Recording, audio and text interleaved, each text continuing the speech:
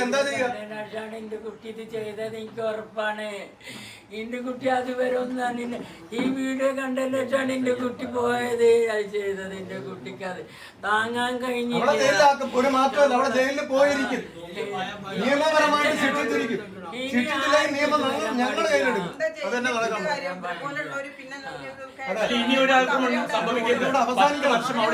എല്ലാവർക്കും നമസ്കാരം. ഈ വീഡിയോ നിങ്ങൾ മാക്സിമം ഷെയർ ചെയ്യണം, ലൈക്ക് ചെയ്യണം, കമന്റ് ഇടണം. ജസ്റ്റിസ് ഫോർ ദീപക് എന്നുള്ള ഹാഷ്ടാഗ് നിങ്ങൾ ഉപയോഗിക്കണം. നിയമം, നമ്മുടെ നിയമവും നമ്മുടെ പോലീസുകാരും ആർക്കാണ് സംരക്ഷണം നൽകുന്നതെന്ന് എനിക്ക് മനസ്സിലാവുന്നില്ല.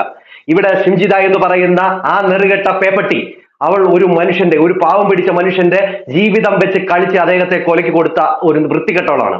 ഇത് എനിക്ക് കൂടുതൽ രോഷാകുലനാകാനുള്ള കാരണമുണ്ട്.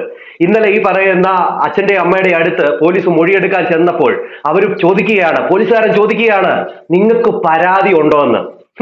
ഇത്രയും വലിയൊരു കേസ് ഉണ്ടായിട്ടും, ഒരു മനുഷ്യനെ ഇല്ലാണ്ടാക്കിയിട്ടും, ഒരു മനുഷ്യനെതിരെ കള്ളപ്പരാതി ഉണ്ടാക്കി അവന്റെ ഇവിടെ മുകളിൽ നിന്ന് ക്യാമറ എടുത്ത് ഷൂട്ട് ചെയ്ത് ഫേസ്ബുക്കിലും അതോടൊപ്പം തന്നെ ഇൻസ്റ്റാഗ്രാമിലും ഇട്ട് റീച്ച് ഉണ്ടാക്കാൻ നോക്കിയ ഈ വൃത്തികെട്ടവളുടെ ഒരു കേസ് സ്വമേധ എടുത്ത് അവളെ ശിക്ഷിക്കണം, അവളെ ജയിലിൽ അടയ്ക്കണമെന്ന് നമ്മുടെ നിയമത്തിനോ നമ്മുടെ പോലീസ് ഉദ്യോഗസ്ഥന്മാർക്കോ ഇല്ലാതെ പോയത് ഓർക്കുമ്പോൾ വളരെയധികം സങ്കടം തോന്നുന്നുണ്ട്.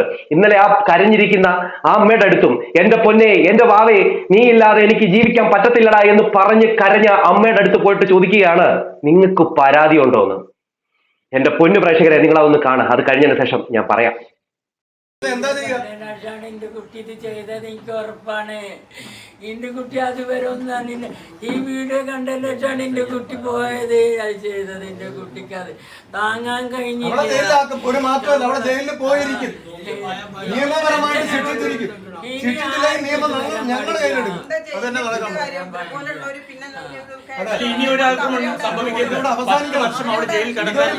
അവസാനിക്കണം.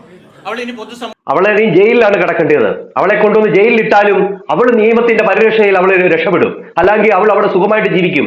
അവിടെ എങ്ങനെ ജയിലിൽ പോയി കഴിഞ്ഞാൽ തന്നെ നല്ല കൂലിയാണിപ്പോ. അതുകൊണ്ട് തന്നെ അവൾക്ക് ഒരു കുഴപ്പവുമില്ല. അവൾ വെളിയിൽ നിൽക്കുന്നതിനെക്കാട്ടിലും കൂടുതൽ കൂലി അവൾക്ക് ജയിലിൽ കിട്ടും. അതുകൊണ്ട് തന്നെ അവൾക്ക് അവിടെയും സുഖമായിരിക്കും. നിങ്ങൾക്ക് ഗ്രീഷ്മയെ അറിയാമല്ലോ, കഷായം ഗ്രീഷ്മ. പുള്ളിക്കാരി എന്താണ്, സുഖമായിട്ടിരിക്കുന്നു എന്ന് പറഞ്ഞ പോലെ തന്നെ ഇവളും സുഖമായിട്ട് അവിടെ നിൽക്കും. എന്നാലും ഈ പോലീസുകാർ, അവിടെ നിൽക്കുന്ന ആ ചേച്ചിമാരൊക്കെ പറയുന്നത് കേട്ടോ, ദീപകിനെ കുറിച്ച് അത്രമാത്രം നല്ല അഭിപ്രായമാണ് നാട്ടുകാർക്ക്. ആ ചേച്ചിമാരൊക്കെ പറയുന്നു, നിങ്ങൾ പോലീസെ, നിങ്ങൾ എന്തിനാണ് ഇങ്ങനത്തെ ഒരു ചോദ്യം ചോദിക്കുന്നത്, നിങ്ങൾ സ്വമേധ കേസെടുക്കേണ്ട കാര്യമല്ലയോ എന്ന് പറയുന്നു. അവിടെ മെൻസ് കമ്മീഷന്റെ അജിത് കുമാർ, ആ പുള്ളിക്കാരനൊക്കെ അവിടെ ഉണ്ട്. പുള്ളിക്കാരൻ പറയുന്നത്, നിങ്ങൾ എടുക്കണം, കേസെടുക്കണം, കേസെടുത്തില്ലെങ്കിൽ പൊതുസമൂഹം അത് കൈകാര്യം ചെയ്യുമെന്ന രീതിയിലൊക്കെയാണ് അവർ പറയുന്നത്. എന്തായാലും കേസെടുക്കാൻ ചെന്ന പോലീസുകാരൻ ചോദിച്ച ഒരു ചോദ്യം ഇതൊന്നുമല്ല പോലീസുകാരുടെ കയ്യിൽ നിന്ന് നമ്മൾ പ്രതീക്ഷിക്കുന്നത്. പരാതി എടുക്കണം, സ്വമേധ പരാതി എടുക്കണം. അല്ലാതെ പോയിട്ട് നിങ്ങൾക്ക് പരാതി ഉണ്ടോന്ന് ഒരു മനുഷ്യനെ കൊന്നു തിന്നിട്ടാണ് നിങ്ങൾ പോയി ചോദിക്കുന്നത്. കഷ്ടമുണ്ട്, ലജ്ജ തോന്നുന്നു, ലജ്ജ. പൊതുസമൂഹത്തിൽ ജീവിക്കേണ്ട വ്യക്തിയല്ല, അവള് ജയിലിലാണ് കിടക്കേണ്ടത്. ഇനി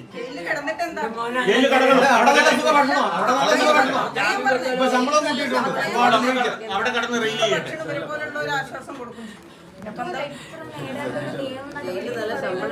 പോലീസിന് പരാതി കിട്ടാഞ്ഞിട്ടില്ല, എന്നിട്ട് മതി ചോദിക്കുന്നു പരാതി ഉണ്ടോന്ന്. ഞങ്ങൾക്ക് ഏറ്റവും വലിയ സങ്കടമായത് ഇവിടെ വന്നിട്ട് ചോദിച്ച ആ ചോദ്യം വല്ലാതെ മനസ്സിന് വല്ലാതെ വേദന. പരാതി ഉണ്ടോ, ഇതൊക്കെ സ്വമേധ എടുക്കേണ്ട കേസ്. പോലീസ് ഓഫീസർ സ്വമേധ എടുക്കേണ്ട കേസ് ഉണ്ടോന്ന് അങ്ങനെയാണ് ചോദിക്കുന്നത്. ഒരു പോലീസ് ഓഫീസർ പരാതി ഉണ്ടോന്ന് അപ്പോഴാണ് ഒന്നൊരു ഉഷാറായി അറിയോ. മരുന്ന് കൊടുത്തതിന് ശേഷം ഞാൻ ഇദ്ദേഹത്തിന് കണ്ടപ്പോൾ അദ്ദേഹത്തോട് മാത്രമേ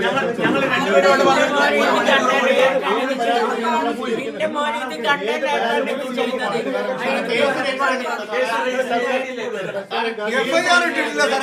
ഒരു പരാതി കിട്ടി, എഫ്ഐആർ ഉണ്ട് സാർ. ഈ ഷിംജിത മുസ്തഫയ്ക്കെതിരെ സാർ കേസ് രജിസ്റ്റർ ചെയ്തോ, എഫ്ഐആർ ഇട്ടോ? കേസ് നടപടി അതിന്റെ നടക്കുന്നുണ്ട്.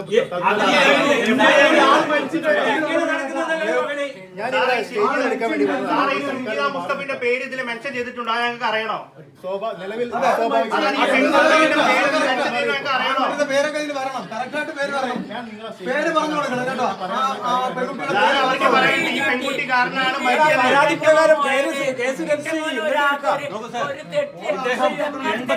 83 വയസ്സുള്ള ഒരു വയോധികനാണിത്. 83 വയസ്സുള്ള ഒരു വയോധികനാണ്. പരാതി ഉണ്ടോന്നുള്ള ചോദ്യം തന്നെ. എന്താ ചെയ്യാ? 83 വയസ്സുള്ള ഒരു വയോധികനാണ് ആ ഇരിക്കുന്നത്. അദ്ദേഹം, അവരുടെ ഒരു അത്താണിയാണ് ആ മകൻ. ആ മകനെ കണ്ട് കെട്ടിപ്പിടിച്ച് കരഞ്ഞ ഒരു അമ്മയുണ്ട്. ആ അമ്മ പറഞ്ഞത്, എന്റെ പൊന്നെ, എന്റെ വാവേ, നീ ഇല്ലാതെ ഞാൻ എങ്ങനെ ജീവിക്കുമെന്ന് അങ്ങനെ കരഞ്ഞ അമ്മയ്ക്ക് നീതി കിട്ടണം. അതിനുവേണ്ടി എല്ലാവരും പരിശ്രമിക്കണം. എന്റെ പൊന്നു പ്രേക്ഷകരെ, പരിശ്രമിക്കണം. ഈ പറയുന്നവരുടെ പേരും ഈ പറയുന്നവരുടെ മുഖമോ മറച്ച് മീഡിയക്കാരും അതോടൊപ്പം തന്നെ നമ്മുടെ നിയമവും സംരക്ഷണം ചെയ്തുകൊണ്ടിരിക്കുകയാണ്.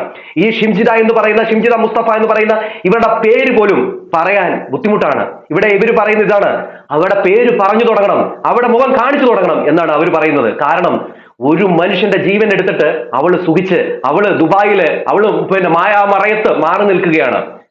അവള് മുങ്ങി, അവളെ അറസ്റ്റ് എത്രയും പെട്ടെന്ന് അവളെ അറസ്റ്റ് ചെയ്യണം. അവളെ ഏത് മരുഭൂമിയിലോ ഏതോ കുറ്റിക്കാട്ടിലോ പോയി ഒളിച്ചാലും അവളെ അറസ്റ്റ് ചെയ്യണം. അവളെ നിയമത്തിന്റെ മുമ്പിൽ കൊണ്ടുവരിക തന്നെ ചെയ്യണം. അതിന് നിങ്ങൾ ഓരോരുത്തരും പരിശ്രമിക്കണം. എന്റെ പൊന്നു പ്രേക്ഷകരെ, ഈ പറയുന്ന ദീപകിന്റെ ഫ്രണ്ട് പറയുന്ന കാര്യം നിങ്ങളൊന്ന് കേട്ടു നോക്കി. എനിക്ക് റീലായിട്ടാണ് തോന്നിയത്. ഞാൻ റീലായിട്ട് പിടിക്കാണെന്നുള്ള രീതിയിലാണ് കൊച്ചിന്റെ പെരുമാറ്റമൊക്കെ. ബാക്കിലേക്ക് നിൽക്കണ്, മൊബൈൽ എടുക്കണ്, തിരിഞ്ഞു വരുന്നു, ഓൻ അടുത്തേക്ക് നിൽക്കണ്, എന്നിട്ട് ഇങ്ങനെ ചിരിച്ചുകൊണ്ട് ഇങ്ങനെ ഹോസ്റ്റ് ചെയ്യണ്. ഒരു ഇത് അവരിങ്ങനെ നിന്നിട്ട് അവരിങ്ങനെ സന്തോഷത്തോടെ ചിരിച്ചിട്ട് ഇങ്ങനെ ചെയ്യാണ്. അപ്പോൾ റീലാണെന്നുള്ള രീതിയിലാണ് ഞാൻ ആദ്യം കണ്ടത്. പിന്നെ എനിക്ക് മനസ്സിലായി ഇതിന്റെ കമന്റ് ഒക്കെ വരാൻ ഇത് റീലല്ലാന്ന്. പിന്നെ അവനാണ് ശരിക്കും അവനാണെന്ന് മനസ്സിലാതെ ഞാനും തകർന്നു പോയി.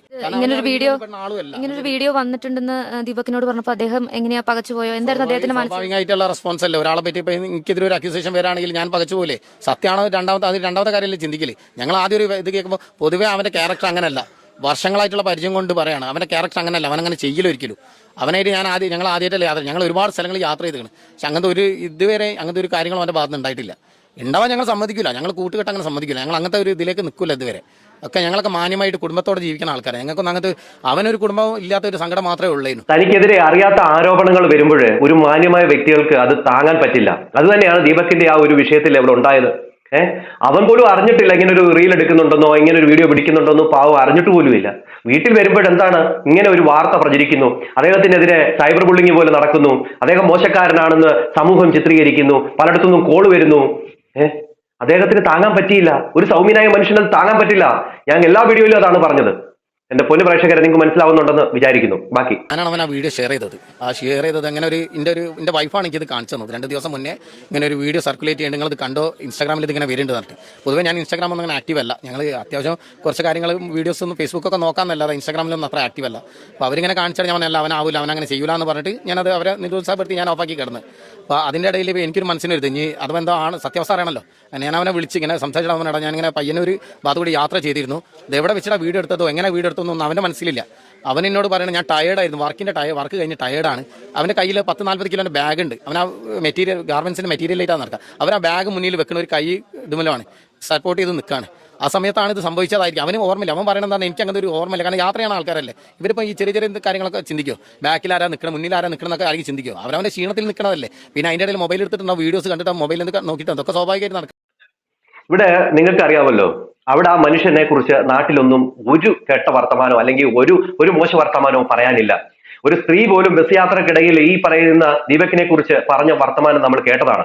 എത്ര നല്ല രീതിയിലാണ് ആ പെൺകുട്ടി പോലും പറഞ്ഞത്. അവിടെ ചുറ്റുവട്ടത്തുള്ള എല്ലാ സ്ത്രീകളും, അടുത്ത പെൺകുട്ടികളും, അവർ ജോലി ചെയ്യുന്ന സ്ഥലത്തെ ആളുകളും എല്ലാം പറയുന്നു ഈ വ്യക്തി നല്ലൊരു മാന്യനായ വ്യക്തിയാണ്. ഇദ്ദേഹത്തിന്റെ ഭാഗത്ത് നിന്ന് ഇങ്ങനത്തെ ഒരു സംഭവം നടക്കില്ല എന്നാണ് അവർ പറയുന്നത്. ആദ്യത്തെ ഒരു വീഡിയോ വന്നു, അത് കൂട്ടുകാരൊക്കെ പറഞ്ഞു, ആ പുള്ളിക്കാരൻ അതങ്ങ് വിട്ടു കളഞ്ഞതാ, അത് കേസുമായിട്ട് പോകാമെന്ന് വിചാരിച്ചു. അങ്ങനെ ഇരിക്കുമ്പോഴാണ് അടുത്തൊരു വീഡിയോ കൂടെ ആ മറ്റവൾ ഇടുന്നത്. അതോടുകൂടി അദ്ദേഹം തകർന്നുപോയി, അദ്ദേഹത്തിന്റെ മനസ്സ് തകർന്നുപോയി. അതുകൊണ്ടാണ് അദ്ദേഹം അങ്ങനെ ഒരു പരിപാടി ചെയ്തത്.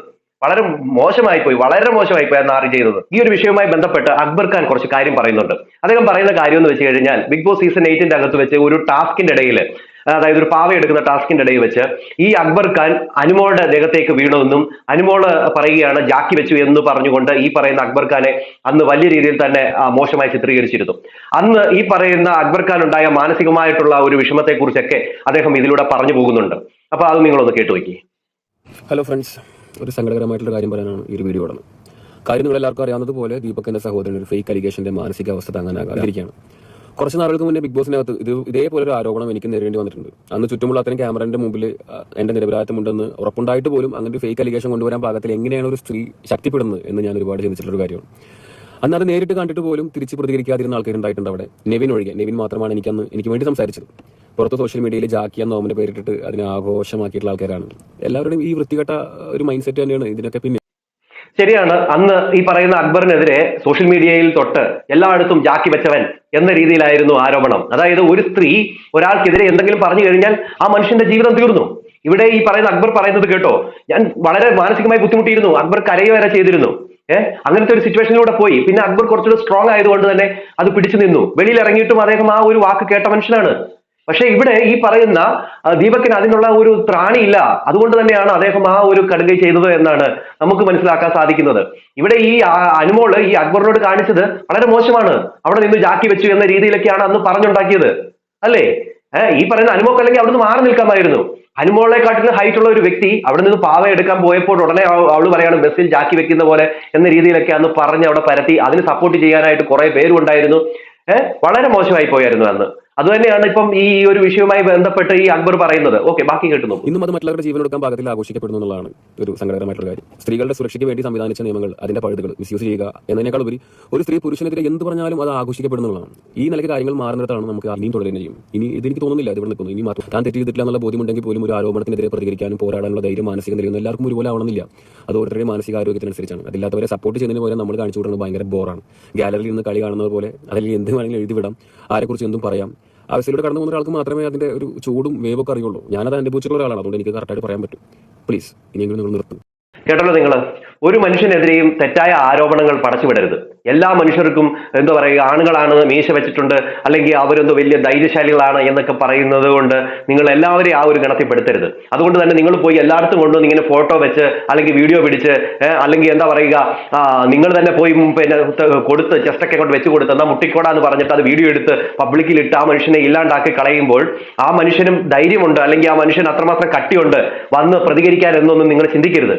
ചിലപ്പോൾ ആ മനുഷ്യൻ ആ ഒരു സങ്കടത്തിൽ ജീവൻ കളയാൻ സാധ്യത കൂടുതലാണ്. അത് തന്നെയാണ് ഇവിടെ കണ്ടത്. എന്നാൽ ഇവിടെ പല ആൾക്കാരും ഈ പറയുന്ന ഷിംഷിതയെ സപ്പോർട്ട് ചെയ്തുകൊണ്ട് വരുന്നുണ്ട്. എന്തിനേത് പറയുന്നു, ശ്രീലക്ഷ്മി അറക്കൽ അവള് ഒരു പിന്നെ ഫേസ്ബുക്ക് പോസ്റ്റ് തന്നെ ഇട്ടിട്ടുണ്ട്. ഈ പറയുന്ന നന്നായി എന്നൊക്കെ പറഞ്ഞുകൊണ്ടാണ് അവളുടെ പോസ്റ്റ്. അത് കഴിഞ്ഞതിന് ശേഷം വേറൊരുത്തി ഉണ്ടല്ലോ, ഈ പിന്നെ കുണ്ടിക്ക് മൈലാഞ്ചി ഇട്ട് കൊടുത്തവള് അഞ്ജലി, ഒരു RJ അഞ്ജലി, അവളും ഒരു പോസ്റ്റ് ഒക്കെ ഇട്ടുകൊണ്ട് വന്നിട്ടുണ്ട് ഫേസ്ബുക്കിന്റെ അകത്ത്. അവള് പറഞ്ഞേക്കുന്നത് ഇതാണ്. അവള് പറഞ്ഞേക്കുന്ന കാര്യം ഞാനൊന്ന് വായിച്ചു തരാം. അവൾ അന്ന് കുണ്ടിക്ക് പിന്നെ ഇതിട്ടു, പിന്നെ മൈലാഞ്ചി ഇട്ടു എന്നൊക്കെ പറഞ്ഞ ആ ഒരാള് അവര് പോയി ഇതുപോലത്തെ ഒരു കടുങ്കൈ ചെയ്തായിരുന്നു ഇവൾ ഈ വർത്തമാനം പറയുമായിരുന്നോ? ഇവൾ എഴുതിയിരിക്കുന്ന ഇതാണ്: സോഷ്യൽ മീഡിയ അല്ല കോടതി, കമന്റ് ബോക്സ് അല്ല നിങ്ങളുടെ വ്യക്തിത്വം നിശ്ചയിക്കുന്നതും. ബസ്സിൽ എത്രയോ തവണ ദുരനുഭവം നേരിട്ടിട്ടുണ്ട്. വീഡിയോ എടുക്കുന്നത് പരാതി നൽകാനാകട്ടെ. ഒരു ഇരയെ കിട്ടിയ സന്തോഷത്തിൽ ആർപ്പ് വിളിക്കുന്ന റിവ്യൂ കമ്മിറ്റിക്കാരോട് പുച്ഛം മാത്രം. സ്ത്രീ കൊടുങ്കൈ ചെയ്താൽ വീണ്ടും പ്ലേറ്റ് തിരിച്ച് വെച്ച് പ്രാക്ടീസ് ചെയ്യുമായിരിക്കും. ഇവിടെ ഈ പറയുന്ന സ്ത്രീയെ സപ്പോർട്ട് ചെയ്തുകൊണ്ട് പറഞ്ഞുകൊണ്ടിരിക്കുന്നു. ഇതൊന്നും അല്ല, പുള്ളിക്കാരി കുറെ കാര്യങ്ങൾ ഇട്ടിട്ടുണ്ട്. അതുപോലെ തന്നെ ശ്രീലക്ഷ്മി അറക്കൽ പറഞ്ഞത്, ഇനി നിരപരാധിയായ സ്ത്രീയെ ഇവിടുത്തെ സർക്കാരെല്ലാം ചേർന്ന് സൈബർ അറ്റാക്ക് ചെയ്യും. ആ പെണ്ണ് വല്ലതും ചെയ്താൽ നിങ്ങൾ ഉത്തരവാദിത്വം ഏറ്റെടുക്കുമോ? അപ്പൊ ആ ചെറുക്കൻ ചെയ്തതിന് എന്താടി മറുപടി പറയുന്നത്? വൃത്തികേട് വന്ന് എഴുതി വെക്കുന്നോ? നിനക്ക് എന്തോ, നീ ഏതാ? ആ പെണ്ണിനെ എത്ര മോശമായാണ് അറ്റാക്ക് ചെയ്യുന്നത്, നാണമില്ലേ ഇവിടെയുള്ള ആൾക്കാർക്ക്? ആ മനുഷ്യനെ അറ്റാക്ക് ചെയ്തതോ എത്ര മോശമായിട്ടല്ലേ? അതുകൊണ്ടല്ലേ ആ മനുഷ്യന് ജീവൻ കളഞ്ഞത്? അവൾ എന്നിട്ട് കൊണയടിക്കുന്നു. ഷെയിം. ആ പെൺകുട്ടിയുടെ കൂടെയുള്ള ആൾക്കാർ മാക്സിമം സപ്പോർട്ട് കൊടുക്കുക.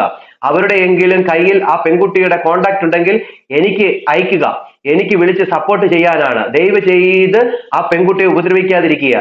എന്ത് നാറിയാണ് ഇവള്! ഈ ഷിംജിത എന്ന് പറയുന്ന നാറി കാരണമാണ് ഒരു മനുഷ്യൻ ഇല്ലാണ്ടായത്. എന്നിട്ട് ഇവള് പറയാണ് അവരുടെ ഫോൺ നമ്പർ ഉണ്ടെത്താ, ഞാൻ വിളിച്ച് സപ്പോർട്ട് അവർക്ക് കൊടുക്കാമെന്ന്. അവളെ ജയിലിലാക്കാനുള്ള ഒരു കാര്യമാണ് ഇവള് ചെയ്യേണ്ടത്. എത്രയോ സ്ത്രീകൾ അതിനുവേണ്ടി മുന്നോട്ട് വരുന്നു. അന്നേരമാണ് ഈ പറയുന്നവളുമാര്, ഇവളുമാർക്ക് എന്താണ്, അവളെ സപ്പോർട്ട് ചെയ്യണം. അതാണ് ഇവളുമാരുടെയൊക്കെ ലക്ഷ്യം. നിങ്ങൾ സപ്പോർട്ട് ചെയ്തോ, സ്ത്രീകളെ സപ്പോർട്ട് ചെയ്തോ, ഒരു വിഷയവുമില്ല. അതെന്തിനായിരിക്കണം?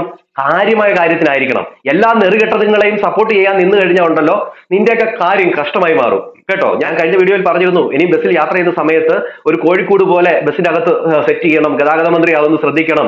ഒരു സ്ഥലത്ത് പെൺകുട്ടികളും ഒരു സ്ഥലത്ത് ആണുങ്ങളും അന്ന രീതിയിൽ സെറ്റ് ചെയ്യണം. ആ ഒരു ഫോട്ടോ ഞാൻ ഇവിടെ കാണിക്കാം. ഇതേ രീതിയിൽ സെറ്റ് ചെയ്യണം എന്ന് ഞാൻ പറഞ്ഞിരുന്നു. അതൊരു ആൾ AI ആക്കിയിട്ട് ആ സംഭവം സെറ്റ് ചെയ്ത് വെച്ചിട്ടുണ്ട്. എന്തായാലും അത് വലിയൊരു സംഭവമാണ്. ഇല്ല എങ്കിലും ദേഹത്ത് മൊത്തം ക്യാമറ ഘടിപ്പിച്ചുകൊണ്ട്, അല്ല എങ്കിൽ മുള്ളുള്ള ഷർട്ട് ഇട്ടുകൊണ്ട്, അങ്ങനെ തുടങ്ങി ഓരോരുത്തർ ഓരോ സജഷനാണ് വെക്കുന്നത്.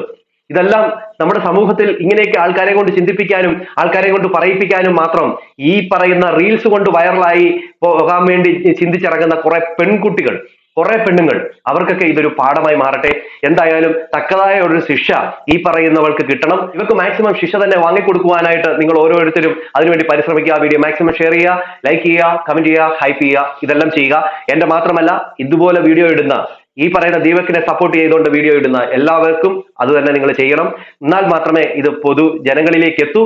എങ്ങനെ എത്തിയാൽ മാത്രമേ ഇതിനൊരു വേഗമായിട്ടുള്ള ഒരു നടപടി നടക്കുകയുള്ളൂ എന്ന് പറഞ്ഞുകൊണ്ട് നിർത്തുന്നു. അടുത്തൊരു വീഡിയോ കാണാം. അതുവരേക്കും എല്ലാവർക്കും